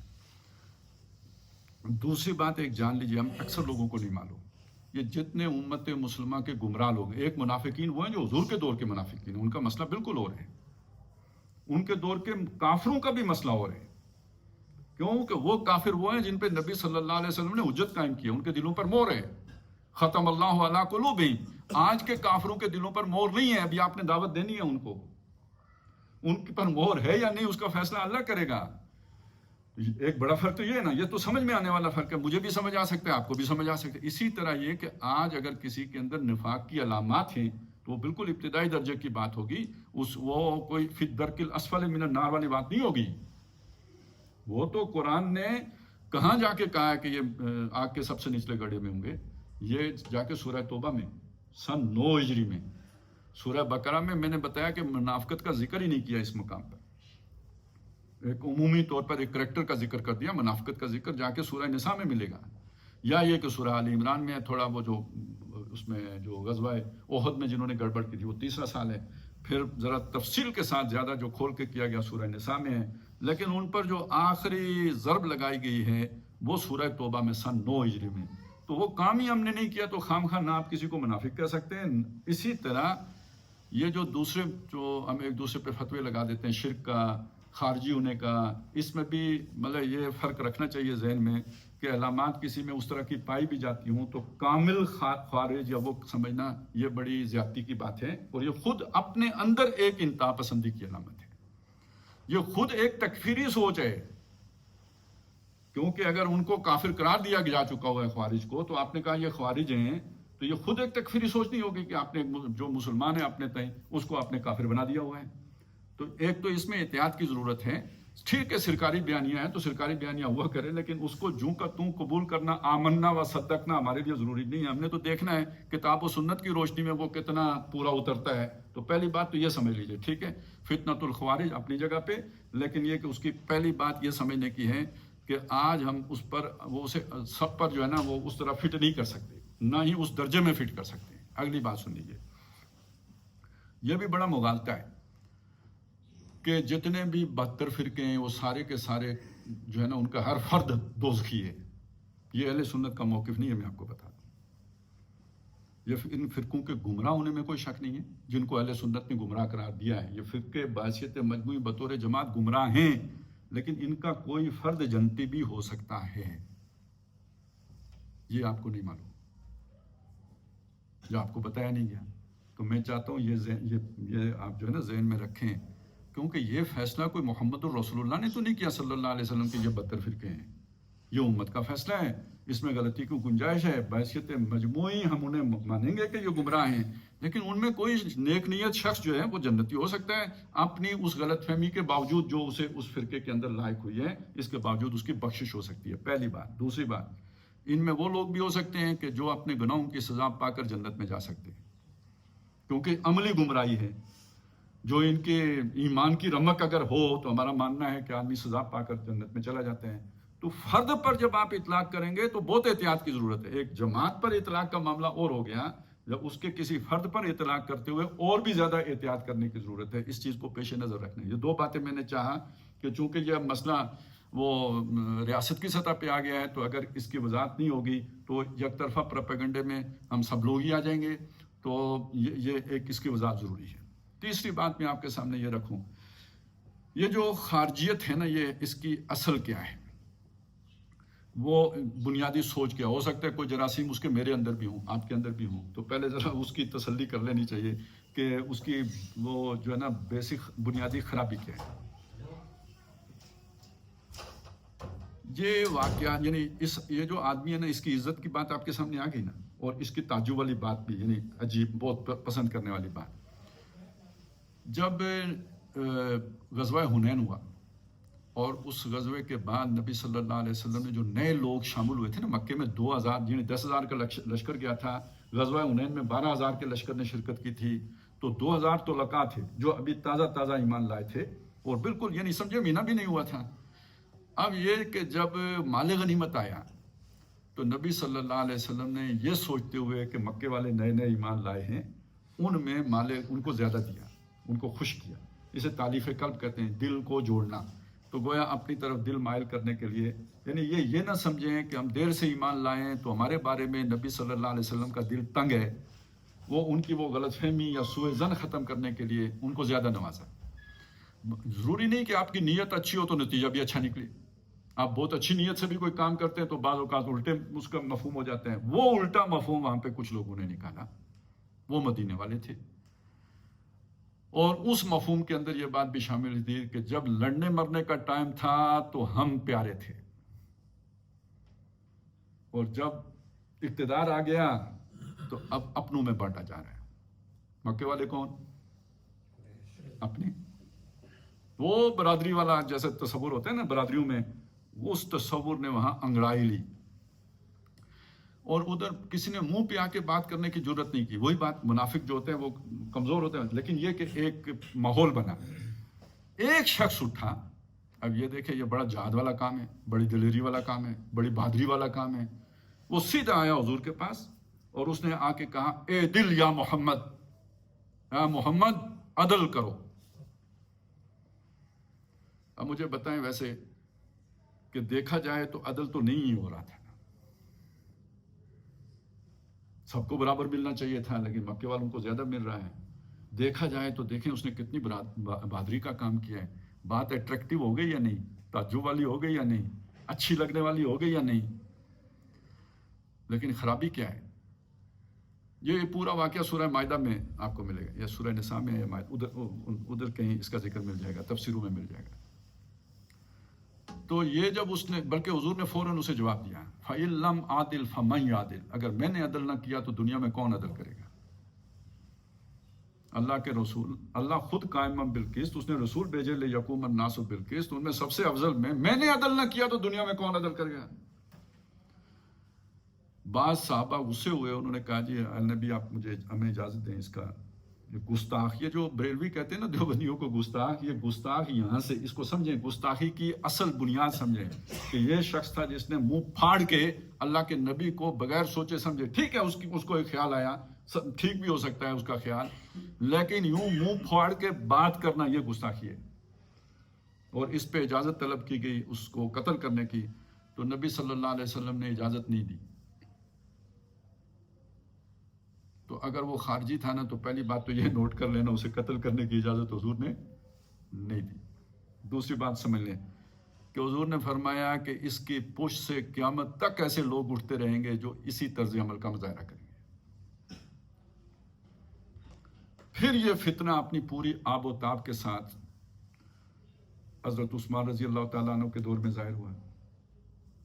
اللہ کے نبی کے خود اب جو ہے نا تربیت یافتہ, ان کے اوپر الزامات, ایسے ہی الزامات کی بارش نہ, انہوں نے عہدے اپنے رشتہ داروں میں بانٹ دیے ہیں, یہ کر دیا ہے, وہ کر دیا ہے, وہ سارا فتنہ اٹھا, اور اس کے نتیجے میں پورا نظام دھڑام سے گرا یا نہیں گرا. پھر مسلمانوں میں اتفاق آج تک نہیں ہو سکا. تو اس کی آگ لگائی کس نے تھی؟ ایسی ہی سوچ نے لگائی تھی. اب یہاں سے دیکھیں, وہ شخص تھا جس نے حضور کے سامنے بات کی, اس کے بارے میں تعین کرنا بھی, انگلی اٹھانا بھی بہت آسان ہے. اب یہاں پہ کتنے لوگ ایسے ہیں جو جلیل القدر صحابہ ہیں. اب میرا اور آپ کا تو حیثیت ہی نہیں ہے کہ ان کے اوپر آپ انگلی اٹھائیں, لیکن مجموعی جو عمل ہوا اس کے نتیجے میں فساد پیدا ہوا. حضرت عثمان رضی اللہ تعالیٰ عنہ شہید ہو گئے, وہاں سے امت پھٹی اور پھر آج تک جڑ نہیں سکی. حضرت علی رضی اللہ تعالیٰ عنہ آ گئے, ان میں سے بیشتر لوگ حضرت علی کے ساتھ ہو گئے. لیکن ایک موقع پر جب حکم مان لیا حضرت علی نے قرآن مجید کو, جب وہ حضرت معاویہ کی فوجوں نے قرآن اٹھایا نا کہ جی بھائی اس کو فیصل کر لیتے, انہوں نے کہا جی ٹھیک ہے. اب ان لوگوں کا دینی فہم یہ تھا کہ انہوں نے کہا یہ شرک ہو گیا, قرآن کیسے حکم ہو سکتا ہے؟ ان الحکم الا للہ, اللہ کے سوا کوئی حکم ہے نہیں. انہوں نے قرآن کو حکم مان کے شرک کا ارتکاب کیا ہے. تو ان کی نظر میں حضرت علی کون ہو گئے؟ مشرک. اور دوسرا مشرک کون تھا سب سے بڑا؟ ایک تو حضرت علی, تو دوسرے حضرت معاویہ بھی مشرک. دونوں نے حکم بنایا نا, دونوں مشرک. دونوں کے قتل کا اکٹھا فیصلہ ان کی مجلس شورا نے کیا ہے. بندے بھیجیں, بلکہ 3 آدمیوں کو قتل کرنے کے لیے بھیجیں, 2 قتل ہو گئے, حضرت علی بھی شہید ہو گئے, لیکن حضرت معاویہ اس دن کسی وجہ سے نماز کے لیے آئے ہی نہیں, وہ بچ گئے. نہیں تو کتنا بڑا فساد پیدا ہو جاتا ہے. نیتوں کو ایک طرف رکھیں, میں صرف آپ کو عمل بتا رہا ہوں. یہ سوچ کر کہ انہوں نے جو ہے نا وہ قرآن مجید کو حکم بنا کر شرک کر دیا ہے, اور شرک کے اس ارتکاب کے بعد یہ مسلمان ہی نہیں رہے اور ان کو قتل کر دینا چاہیے, یہ سوچ ان کو پھر خارجی قرار دیا گیا. ان کا ایک دلچسپ واقعہ ہے ان کے خلوص کا, کہ حضرت عبداللہ ابن عباس ان سے بحث کرنے کے لیے گئے, یہ بات سمجھانے کے لیے وہ ان کے پاس گئے.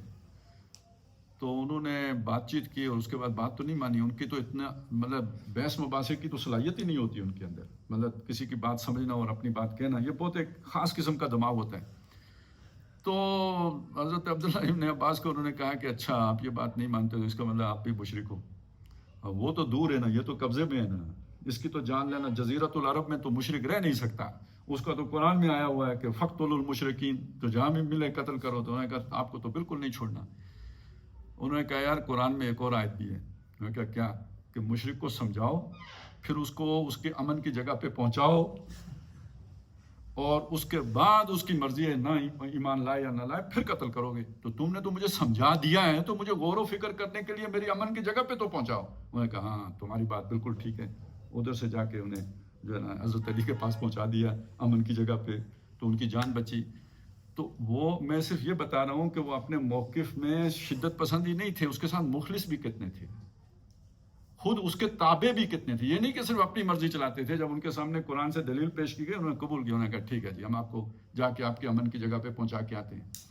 یہ تھے خوارج جنہوں نے حضرت علی رضی اللہ تعالیٰ عنہ کے دور میں یہ حرکتیں کی ہیں، اور اس کے نتیجے میں پھر وہ اتنا بڑا فتنہ فساد پیدا ہوا کہ آرڈرز دوبارہ قائم ہوتے ہوتے ٹائم لگ گیا. جتنی ہماری فتوحات کا سلسلہ تھا رک گیا.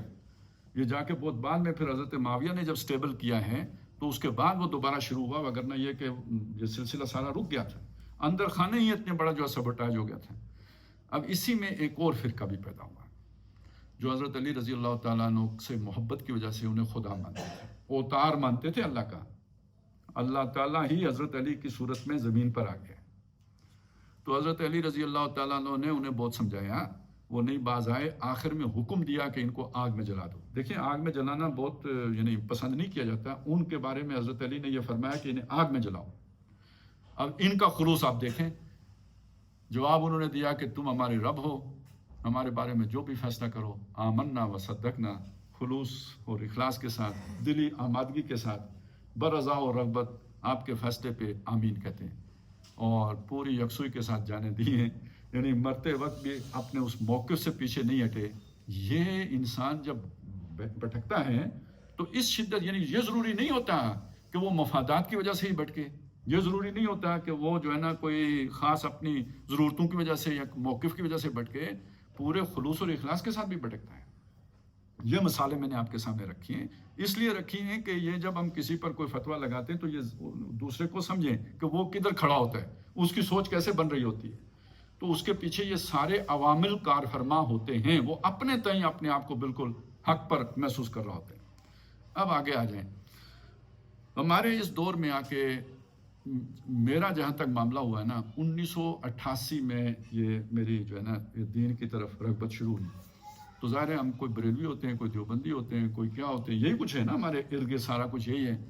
تو پھر جب کوئی دین کی طرف آتا ہے تو ہر ایک اسے کھینچنا بھی شروع کرتے ہیں، اور جب تک وہ رہتا ہے بے دینی کی طرف تو خیر ہے، لیکن جو ہی آپ کوئی تھوڑی داڑھی رکھیں یا نمازوں کی طرف آئیں تو پھر اب آپ پر اپنا جو ہے نا وہ ٹریڈ مارک جو ہے نا وہ چسپاں کرنے کی تگ و دو شروع ہو جاتی ہے. تو مجھے کچھ کتابیں مختلف لوگوں سے پڑھنے کو ملی، مطلب بریلیوں نے بھی دیں، دیوبندیوں نے بھی دیں، اہل حدیثوں نے بھی دیں. اللہ کا شکر ہے اس کے نتیجے میں سب میرے اوپر آشکارا ہو گئے. وہ تحقیق خود بہت مشکل ہوتی ہے لیکن ان کی مدد سے بہت آسان ہو گئی. تو یہ جو ہے نا بریلیوں کے ایک عالم دین ہیں، وہ رہتے ہیں، اب تو فوت ہو گئے ہوں گے میرا خیال ہے، انڈین ہے وہ، ارشد القادری، علامہ ارشد القادری ان کا نام ہے. مجھے ان کی کسی نے 2 کتابیں دی، پاکستان میں تھی بین. ان میں سے ایک کتاب ہے زلزلہ، وہ اگر آپ کو موقع ملے ضرور پڑھیے گا. زبان بہت اس کی ہارڈ ہے، بہت اسٹرانگ لینگویج ہے، پڑھنا بہت مشکل ہے اس اسٹرانگ لینگویج کی وجہ سے. فتوے، لیکن یہ کہ اس میں جو سمجھنے کی چیز یہ ہے کہ بھئی اس سے آپ کو یہ پتہ چلے گا کہ بریلویوں اور دیوبندیوں کا اختلاف ہے کتنے، کیا اختلاف ہے. کم از کم وہ ایک آپ کو آئیڈیا ہوگا، کامل آئیڈیا نہیں ہوگا لیکن ایک درجے میں آپ کو کچھ سمجھ آئے گی اس سے. اس کے جواب میں دیوبندیوں نے لکھی تھی دھماکہ، اس نے زلزلہ لکھی تھی، اس نے. اب آپ سمجھ سکتے ہیں کہ بھئی ان دونوں کتابوں میں کس طرح کا مواد ہوگا، زلزلہ اور دھماکہ. انہی ارشد القادری صاحب کی ایک اور کتاب تھی جو تبلیغی جماعت، ایک تحقیقی مقالہ یا مطالعہ، کوئی اس طرح کی نام تھا اس کا، اور اس کے اوپر جو ہے نا کوئی پتھر بنے ہوئے تھے سر ورق کے اوپر، اور نیچے لکھا ہوا تھا وادی حجاز کے بیکار پتھر. تو میں نے تو لی تھی تبلیغی جماعت کا مقالہ یا مطالعہ سمجھ کر، وہ بعد میں یہ نیچے اب بیکار پتھر میں نے بعد میں آ کے دیکھے، تو وہ جب پڑھی تو اس میں بھی لینگویج اس میں بھی بہت اسٹرانگ تھی. اس کے آخر میں کوئی 10 ایک حدیثیں لکھی ہوئی تھی، وہ 10 کی 10 حدیثیں اس مواد پر مشتمل تھی جو ابھی میں نے آپ کو سنایا ہے. انہوں نے وہ ساری فٹ کی ہوئی تھی دیوبندیوں کے اوپر، اہل حدیثوں کے اوپر اور تبلیغی جماعت کے اوپر. ٹھیک ہو گیا. اصل میں آپ کو سمجھانا یہ چاہ رہا ہوں، یہ کوئی نیا مسئلہ نہیں ہے، یہ بہت پرانا، یعنی کم از کم ہندوستان میں بھی اب 60-70 سال پرانا مسئلہ ہو گیا ہے. وہ میری اوقات یا میرے مبلغ علم کے مطابق یہ اس وقت یہ میرے علم میں آیا. ویسے ایک دوسرے پر چونکہ وہ گستاخ کا لفظ استعمال کرتے ہیں یعنی بریلوی حضرات ان دونوں طبقات کے لیے، تو اس کا مطلب ہے ان کے ہاں تو یہ تقریباً متفقہ معاملہ ہے کہ یہ گویا فتنۃ الخوارج صرف ہتھیار اٹھانے والوں کی حد تک محدود نہیں ہے، کم از کم بریلویوں کی نظر میں تو یعنی سارے یہ فتنۃ الخوارج کے ذیل میں ہی آتے ہیں۔ گستاخ کا لفظ یہی مطلب دیتا ہے، اور وہ میں نے آپ کو کتابیں بتا دی اور وہ بھی مجھے ادھر سے ملی تھی، تو وہ پھر بعد میں طاہر القادری صاحب نے اس پر ایک بہت موٹی ضخیم کتاب لکھی، لیکن وہ 9/11 کے بعد لکھی۔ تو 9/11 کے بعد جب آپ اس موضوع پر کتاب لکھیں گے تو وہ آپ سمجھ لیں کہ وہ مطلب اس پہ وہ کس کا ہوگا، لیکن اصل مواد ارشد القادری صاحب کا تھا۔ باقی ان کو اللہ تعالیٰ نے بولنے کی، بات بڑھانے کی صلاحیت دی ہوئی تھی تو اس کو ضخیم کر لیا، لیکن وہ سارا جو تحقیق تھی وہ کس کی تھی؟ ارشد القادری صاحب کی، وہ جو کوئی انڈیا کے رہنے والے تھے۔ پھر آپ کو پتہ ہے کہ اس پہ کافی جو ہے نا کام ہوتا رہا، کیانی صاحب کے دور میں بھی ہوا، وہ ضرب عضب والوں کے دور میں بھی ہوا، اور پھر اسی کی بنیاد پر وہ پیام پاکستان بھی ایک بن گیا تھا جو یہ سارے علماء سے دستخط ہو گئے تھے۔ اب باقاعدہ انہوں نے اسے فتنۃ الخوارج کا عنوان دے کے کام شروع کر دیا۔ اب آپ اگر جو پوری پس منظر میں نے آپ کے سامنے رکھا، کیوں رکھا؟ اس لیے رکھا کہ قتل وہ بھی کرتے ہیں، قتل یہ بھی کرتے ہیں۔ آج اگر وہ ان پر الزام ہے، میرا بھی خیال یہ ہے کہ الزام غلط نہیں ہے کہ وہ ان کے پیچھے کوئی طاقت ہے، ہمارا کوئی دشمن ہے، بالکل ہوگا، لیکن ہم یہ کیوں بھول جاتے ہیں کہ 15 سال پہلے ہم کیا کر رہے تھے؟ چلیں آج تو اپنے بل پہ کر رہے ہیں، اس وقت ہم نے کس کے کہنے پر کیا تھا؟ ہماری ضرورت تھی وہ جنگ کرنا جو پرویز مشرف کے دور میں ہم نے شروع کی تھی، ہماری ضرورت تھی امریکہ کو اڈے دینا، یہ تو امریکہ کی ضرورت تھی اڈے لینا، اور ہم نے امریکہ کے کہنے پہ وہ کام شروع کیا تھا۔ تو بہرحال کافروں کی مدد ہم نے، ان پر تو الزام ہے، ابھی ثابت نہیں کیا آپ نے، ہم نے تو کتابیں لکھ کے خود بتایا کہ ڈالر لے کے یہ سارے کام کیے۔ وہ بھی مسلمانوں کو مارتے ہیں تو ہم نے بھی مسلمانوں کو مارا، ان کے پاس جتنی طاقت ہے وہ اس سے مارتے ہیں، ہمارے پاس جتنی طاقت ہے ہم اس سے مارتے ہیں، ظاہر ہے ہماری طاقت زیادہ ہے تو ہم نے زیادہ مارے ہوں گے۔ تو اگر مسلمان کو مارنے سے کوئی خارجی بنتا ہے نا تو وہ تو پھر پوری کی پوری بات ہمارے اوپر بھی جو کہ توں آتی ہے، پہلے اس کا اعتراف ہونا چاہیے نا۔ اب ہم نے توبہ کر لی، الا من تاب وآمن واصلح، یہ کہیں کہ ٹھیک ہے ہم نے یو ٹرن، انہوں نے غلط لیا تھا، ہم نے پھر یو ٹرن لے کے سیدھا کر دیا۔ اگر ہم کہتے ہیں پرویز مشرف بھی ٹھیک تھا اور ہم بھی ٹھیک ہیں تو یہ تو بالکل سمجھ میں نہیں آنے والی بات ہے۔ وہ اور پالیسی تھی، آپ بتائیں ہماری پالیسی اس سے مختلف ہے، پھر تو بات آپ کی ٹھیک ہو جائے گی۔ لیکن اگر آپ یہ سمجھیں کہ اس کی پالیسی اپنے وقت پہ ٹھیک تھی، ہماری پالیسی ہمارے وقت پہ ٹھیک تھی، پھر کوئی نئے فرقے کا نام رکھنا پڑے گا جو آپ پر فٹ آئے، کیونکہ بہرحال یہ کوئی اسلام کی تعلیمات نہیں ہے۔ اور یہ جس طرح فیصلہ کر لیتے ہیں کسی کو یعنی بستیاں مسمار کرنے کا، اڑا دینے کا، تو بہرحال یہ بھی تو بہت انسانی مریں گے نا اس کے اندر، تو اس کو بھی دیکھنے کی بات ہے۔ آخری بات اس ضمن میں یہ ہے کہ اس فساد کا جو پہلا لیول ہے وہ کیا ہے؟ اللہ کا دین اگر قائم نہیں ہے تو فسادی کی صورت ہے، تو کیا ہم نے دین قائم رکھا ہوا ہے؟ اگر تو دین قائم ہے اور اس دین کو اگر کوئی گرانے کی کوشش کر رہا ہو تو پھر تو اس کے فسادی ہونے میں کوئی شک ہی نہیں رہتا، کوئی دو آراء رہتی ہی نہیں، کوئی اس میں تیسری بات کہنے کی گنجائش ہی نہیں، اسے آپ خارجی بھی کہیں، فسادی بھی کہیں، جو مرضی کہیں۔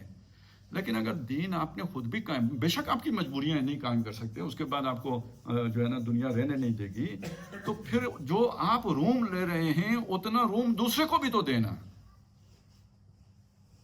اس کو بھی تو ایگزسٹنس کا حق دیں، اس کو بھی اپنا موقف رکھنے کا حق دیں۔ یا آپ کوئی چنیدہ ہو، اسپیشل ہو، آپ کو اللہ کے پاس سے کوئی جو ہے نا وہ اسپیشل جو ہے نا وہ ملا ہوا ہے اسٹیٹس، اگر ایسا نہیں ہے تو جیسے ہم مسلمان ہیں ویسے وہ مسلمان ہیں، ایک وقت میں ہماری مجبوریاں تھیں، اب ان کا لالچ صحیح چلے، مجبوری نہ صحیح، لالچ صحیح۔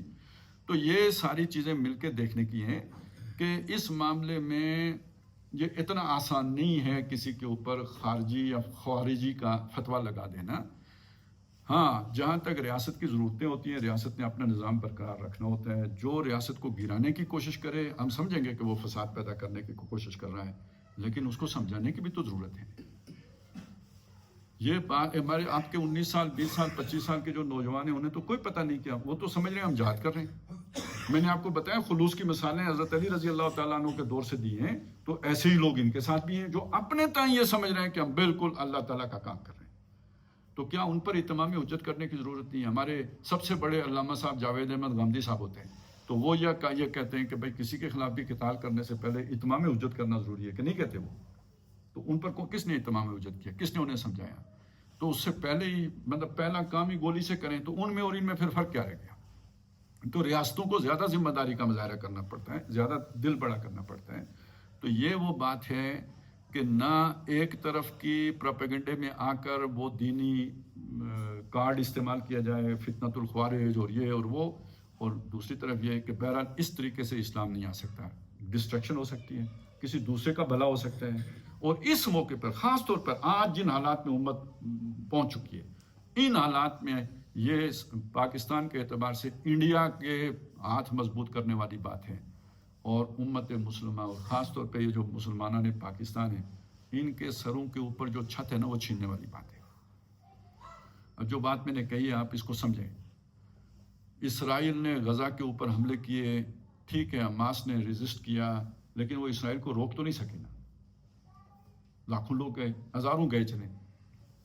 یہاں پہ بھی انڈیا نے حملہ کیا، جیسے تیسے بھی ہیں، انہیں کامیاب تو نہیں ہونے دیا نا، منہ توڑ جواب دیا نا. فائدے میں کون رہا؟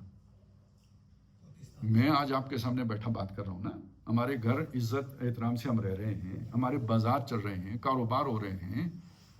تو اگر وہ اس دن ہم لیٹ گئے ہوتے یا ریزسٹ نہ کر سکتے یا انڈیا کو نہ روک، تو ان کا دعویٰ کیا تھا؟ New normal. نیو نارمل کیا مطلب؟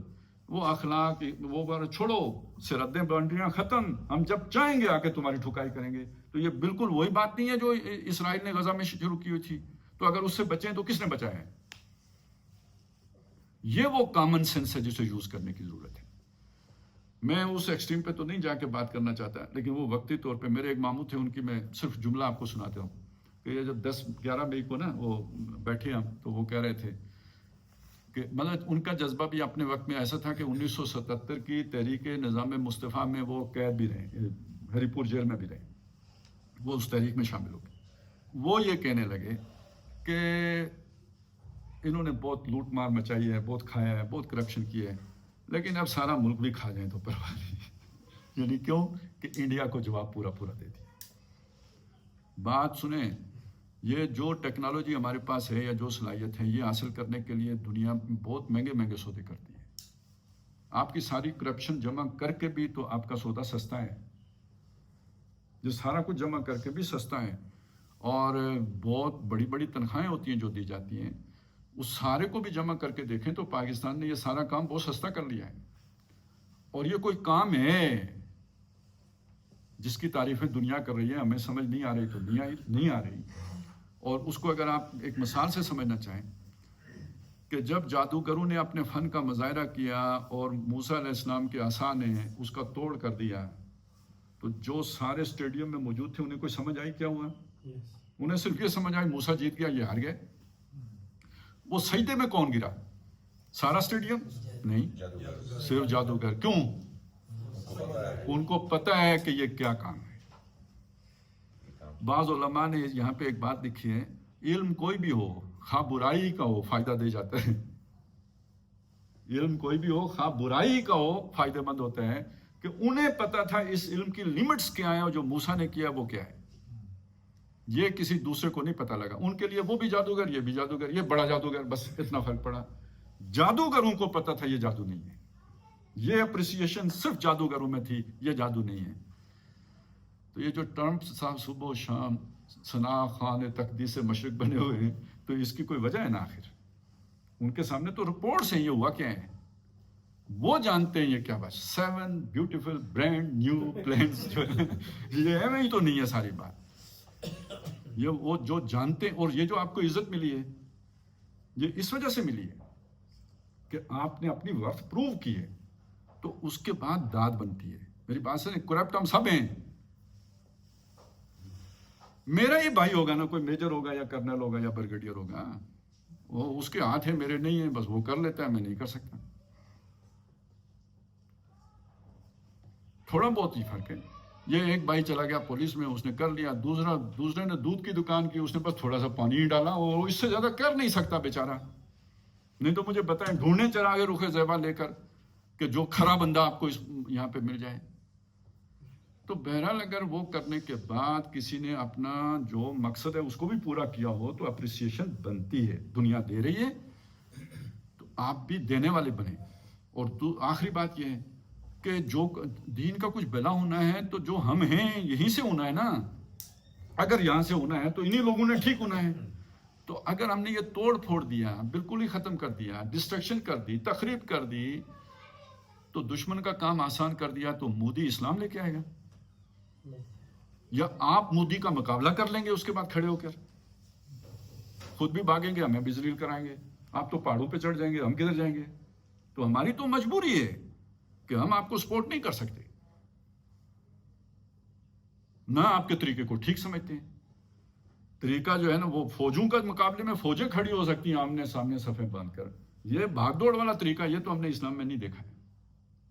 اگر یہ الیکشن کا طریقہ مسلمانوں نے انگریزوں سے سیکھا ہے تو یہ جو کچھ آپ کر رہے ہیں یہ بھی تو آپ نے کمیونسٹوں سے سیکھا ہے، یا یہ کہ وہ کوئی نازیوں سے سیکھا ہوگا. یہ بھی تو محمد رسول اللہ صلی اللہ علیہ وسلم نے تو کوئی چھاپہ مار جنگیں نہیں کی ہیں. ہاں، ایک دلیل دی جاتی ہے ابو جو جندل کی اور ابو بصیر کی، وہ جو دو صحابی تھے جو مکے سے جب معاہدہ ہو گیا تھا کہ بھئی آپ ہمارے بندے اپنے پاس نہیں رکھ سکتے، واپس کرنے ہوں گے، تو انہوں نے بجائے مدینے آنے کے ایک اور جگہ پہ ڈیرا ڈال دیا اور آتے جاتے کافروں کو جو ہے نا وہ لوٹ لیتے تھے اور اپنا خرچہ پانی چلاتے تھے. وہ دو صحابہ ہیں جن سے یہ جو ہے نا دلیل پکڑتے ہیں کہ چھاپہ مار کارروائی کرنے کی جواز ہے. تو پہلی بات یہ ہے کہ وہ مسلمانوں کے یعنی جو ایک ہوتا ہے نا مین سٹریم یا جو سبیل المومنین، اہل ایمان کا جو رستہ ہوتا ہے، وہ اس سے کٹے ہوئے لوگ تھے. نبی صلی اللہ علیہ وسلم نے ان کو کبھی آن نہیں کیا. تو اگر آپ ٹھیک بھی ہیں تو ہم تو آپ کو آن نہیں کر سکتے، کیونکہ نبی صلی اللہ علیہ وسلم نے بھی ابو بصیر اور ابو جندل کو آن نہیں کیا تھا. اور دوسری بات یہ ہے کہ اگر وہ حضور صلی اللہ علیہ وسلم کے ہاتھ لگ جاتے تو اپنے اس معاہدے کے تحت حضور انہیں مکے والوں کو واپس کرنے پہ پابند تھے یا نہیں تھے، اور کرتے یا نہ کرتے. تو پھر آپ یہ اگر یہ کاروائیاں آپ نے ابو جندل اور ابو بصیر کے کہنے اس کی سنت پر کرنی ہے تو پھر ریاست کو بھی اجازت دیجیے کہ اگر آپ پکڑے جائیں تو امریکہ کے حوالے کر دیں، کیونکہ ان کا سٹیٹس تو مدینے میں یہی تھا. وہ پھر آخر میں جا کے یہ ہوا کہ مکے والوں نے خود ہی وہ شرط ختم کرا دی، یہ ان کے مطالبے پر حضور نے ختم کر دی. اب وہ آ کے پورا من شہری بن کر رہنا شروع ہو گئے. انہوں نے یہ تو نہیں کہا کہ ہم اپنا بھی کام اب بھی جاری رکھیں گے. تو اس اعتبار سے وہ مثال بھی پوری طرح فٹ نہیں آتی. ابو جندل والی بھی وہ ایک اضطراری کیفیت تھی ان کی. وہ کہاں سے کھاتے پیتے کیسے زندہ رہتے؟ دو آدمی ہیں، واپس مکے جاتے تو مارے جاتے، مدینے میں آتے تو پکڑ کے مکے والوں کے حوالے کر دیے جاتے. تو ان کے پاس کوئی تھرڈ آپشن تھا ہی نہیں، جبکہ یہاں تو پورا من ہو کے رہنے کا تھرڈ آپشن موجود ہے. پھر آپ کیسے کہہ سکتے ہیں کہ ہم ان کے جو ہے نا وہ مثال اختیار کر رہے ہیں؟ تو موقف بھی ان کا بالکل ٹھیک نہیں ہے، ہم اس کی حمایت نہیں کر سکتے. طریقہ بھی بالکل ٹھیک نہیں ہے، کبھی کامیابی نہیں ہو سکتی، اور حکمت کے بھی خلاف ہے کہ دشمن کا فائدہ ہو رہا ہے اس نازک موقع کے اوپر. لیکن یہ کہ اس کے نتیجے میں خوارج کا ٹھپا لگا دینا جو ہے نا، یہ بھی ایک دوسری طرح کی انتہا ہے. اس کو بھی آن نہیں کیا جا سکتا، اس کو بھی ٹھیک نہیں کہا جا سکتا کہ وہ سچ مچ کے خارجی ہیں. اور آخری بات یہ اس ضمن میں کہ یہ جو اس طرح کی جتنی بھی چیزیں ہیں یہ دوسروں پر فتویٰ لگانے سے پہلے اپنی اصلاح کے لیے ہوتی ہے. میرے اندر تو کوئی خارجی جذبات نہیں ہیں، اور وہ میں نے آپ کو بتایا کہ وہ گستاخی کا انداز ہے. ہمارے کتنے لوگ ہیں بڑی آسانی سے یعنی وہ کہہ دیتے ہیں ذرا تھوڑا سا پڑھ لکھ جائیں تو یہ جی حدیثیں تو یہ کہتی ہیں عمر کون ہوتا ہے. پھر آپ سمجھیں ذرا اس سوچ کے پیچھے کتنی گستاخی ہے گستاخی یا نہیں؟ اگر اس کو گستاخ کہا جائے تو ٹھیک نہیں ہے جو اسے گستاخ کہا جائے. اب ایک قدم اور جو آگے چلا جاتا ہے غلام احمد پرویز کی سطح پہ، تو وہ اللہ کا پیغام میرے پاس ہے، نبی تو ڈاکیا ہوتا ہے، وہ کون ہوتا ہے کہ مجھے سمجھائے. تو یہ اس سے اگلے درجے کی گستاخی نہیں ہوگی؟ نیچے اترے نا، اوپر لے گیا ہوں تو نیچے اتریں. بھائی یہ دین ہمارے پاس پہنچ گیا، حدیثیں بھی موجود ہیں، کتاب بھی موجود ہیں. یہ فقہا کون ہوتے ہیں؟ بھائی جن لوگوں نے زندگیاں لگا دی، تمہارا کام اصل کوئی ڈرائیوری کرتا ہے، کوئی جو ہے نا وہ کوئی کسی اور شعبے میں لگا ہوا ہے، کھپا ہوا ادھر ہے، شام کو گھنٹہ بیٹھ کے 4 حدیثیں پڑھ لی ہیں. اب وہ کہتا ہے امام ابو حنیفہ کون ہوتا ہے؟ بھائی کچھ کہنے سے پہلے شرم بھی کر لینی چاہیے. وہ ہوتا ہے جس نے ساری زندگی اللہ کے نبی صلی اللہ علیہ وسلم کے دین کو سمجھنے میں صرف کر دی. کیا ایک آدمی جو ساری زندگی کسی شعبے میں تحقیق کرتا رہے وہ اس کے برابر ہو سکتے ہیں جو آدھا گھنٹہ پونا گھنٹہ اس چیز کو پڑھے؟ تو تم شرم نہیں کرتے کہ امام ابو حنیفہ کے بارے میں یہ بات کہو, یا امام احمد بن حنبل یا باقی ائمہ کے بارے میں یہ بات کہو کہ وہ کون ہوتے ہیں؟ اسی کو آگے لے کے چلیں. کتنے لوگ ہیں منہ پھاڑ کے حضرت جو ہے نا وہ مجدد الفسانی کو مشرک بنا دیتے ہیں, شاہ ولی اللہ کو پر شرک کا فتویٰ لگا دیتے ہیں. تو یہ جو سارے جو رجحانات ہیں, مجھے بتائیں اس کے اندر سے وہ بو آتی ہے یا نہیں کہ اے دل یا محمد؟